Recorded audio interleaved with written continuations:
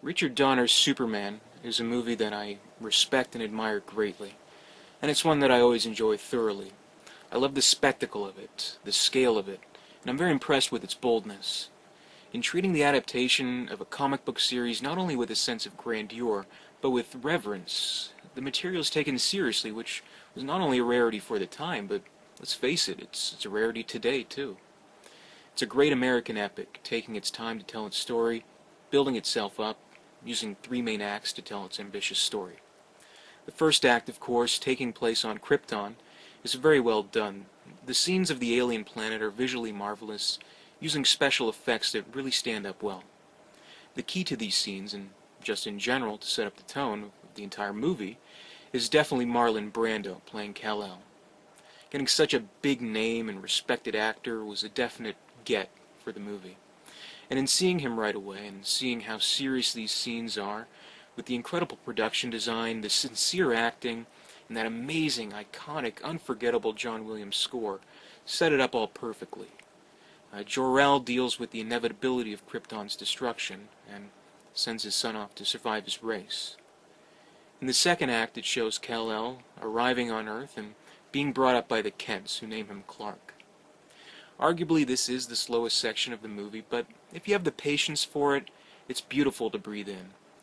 So much has been said of its picturesque Americana imagery, drawn comparisons to Norman Rockwell paintings.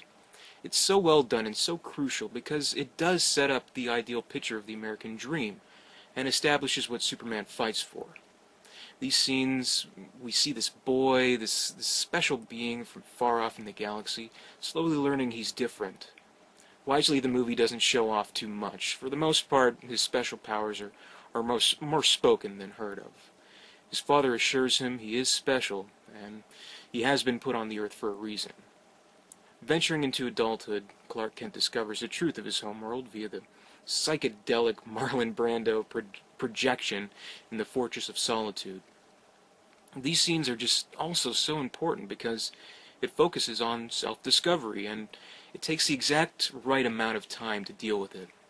It has nothing to do with molding him to be a hero, to train in any way, to change in any way. From the very beginning, he already was Superman. He just needed the light to show him the way. The fact that they take so much time for this kind of characterization is remarkable, and it pays off in the third act, which is really where we're all waiting for anyway, but it has the most exciting and memorable stuff, but I have to give the movie credit for not cheating and not cutting any corners to get there. In the third act, all the characters like Lois Lane, Jimmy Olsen, Perry White, and of course Superman's arch-nemesis, Lex Luthor, come into play. And this is where Superman gets to show off. The scenes with Superman in action aren't nearly as earnest as the scenes we've seen on Krypton or in Smallville, but really, how could they be? They're played in a light-hearted way. After the build-up of the film's first act, I think we've earned a little bit of fun. But more importantly, if the movie had taken itself seriously, the whole thing, it wouldn't work.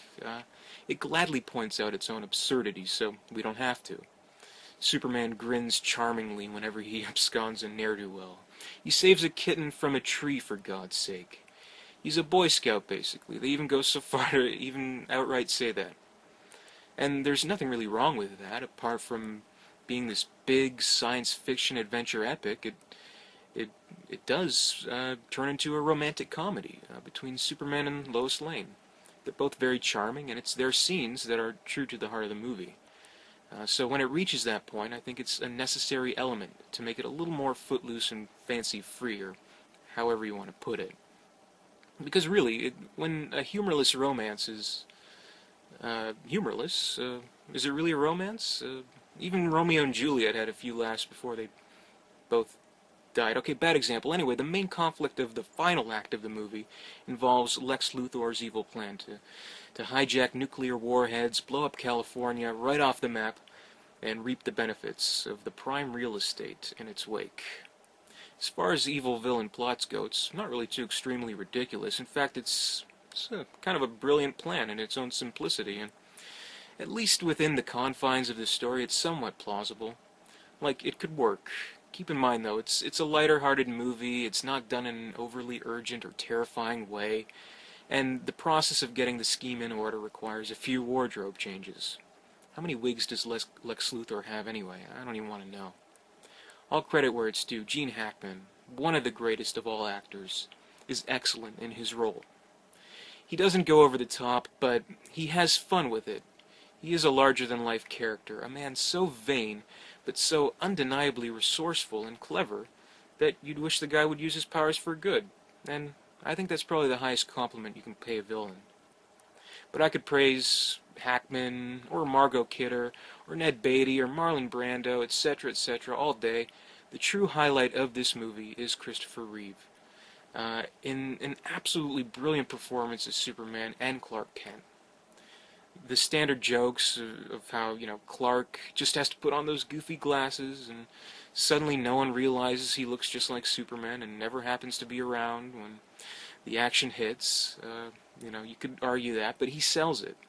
The duality between the two is pitch perfect. He can change his persona to the nerdy Clark Kent so convincingly, it's not even an issue. He's the well-meaning but awkward and mild-mannered Clark Kent, and he's the charming and endearing romantic lead as Superman. He does both perfectly.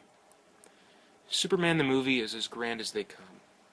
It's a masterpiece, in my opinion. It's been emulated but never surpassed. Such a spectacular and unique epic, it really is. Such an interesting and compelling story of an alien being coming from a destroyed planet and taking on Earth as his adopted homeland. It's kind of the ultimate immigrant tale. It's a story of self-discovery, of finding purpose, a story of paternal guidance, and a love story. It's about a man, a Superman indeed, finding his place and standing for truth, justice, and the American way. It's one of the greats.